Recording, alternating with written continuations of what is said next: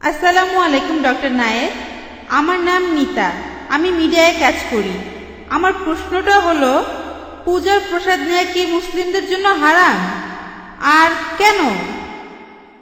বোন, আপনি প্রশ্ন করলেন যে মুসলিমদের জন্য পূজার প্রসাদ খাওয়াটা হারাম কিনা। প্রসাদ, এই খাবারটা দেওয়া হয় ঈশ্বরের উদ্দেশ্যে। হিন্দুরা বিভিন্ন মূর্তির উদ্দেশ্যে প্রসাদ দেয়।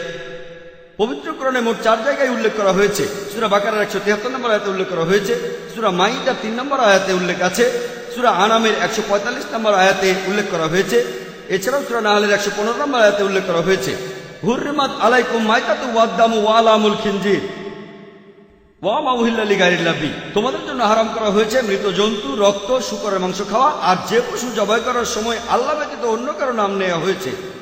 তাহলে যে পশু জবাইকালে আল্লাহ ছাড়া অন্য কারো নাম নেওয়া হয় সেটা আমাদের জন্য হারাম।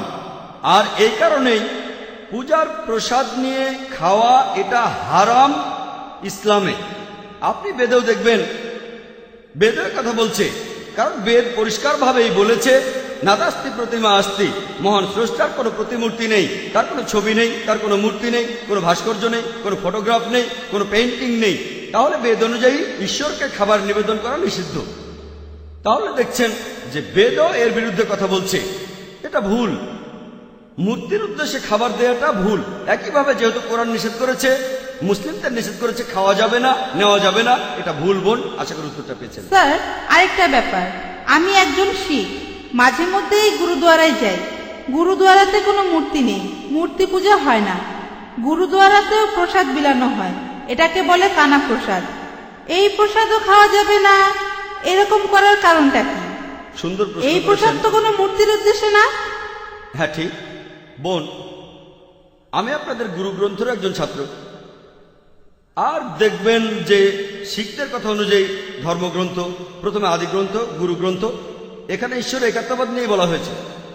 সেখানে বলা আছে যে মহান স্রষ্টার কোনো মূর্তি নেই, ছবি নেই।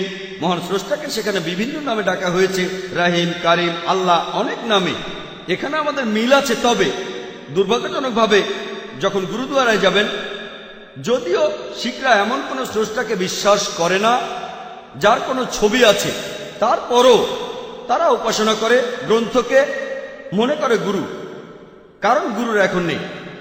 আর সেখানে যে প্রসাদ দিচ্ছেন সেটা পরোক্ষভাবে একই জিনিস। শিখ ধর্মগ্রন্থ বলছে মূর্তি পূজা করা নিষেধ, এখানে তারা পরোক্ষভাবে খাবারগুলো স্রষ্টাকে দিচ্ছে। আর এমনকি গুরু গ্রন্থ বলছে স্রষ্টার খাওয়ার প্রয়োজন হয় না। তাহলে আপনারা স্রষ্টার সামনে কেন খাবার দিচ্ছেন? পবিত্র কোরআনে সূরা আনামের 14 নম্বর আয়াতে বলা হয়েছে আল্লাহ সবাইকে খাওয়ান, কিন্তু তার খাওয়ার প্রয়োজন হয় না। তাহলে স্রষ্টাকে খাবারগুলো কেন দিচ্ছেন? কেন দিচ্ছেন তাকে? তাহলে বোন, আপনারা আদি গ্রন্থ মেনে চলছেন না, আপনারা গুরু গ্রন্থ মেনেও চলছেন না। মহান স্রষ্টার কোনো খাবারের প্রয়োজন হয় না, তিনি কোনো খাবার ছাড়াই টিকে থাকবেন, তিনি সবাইকে খাবার যোগান দেন। আশা করি উত্তরটা পেয়েছেন।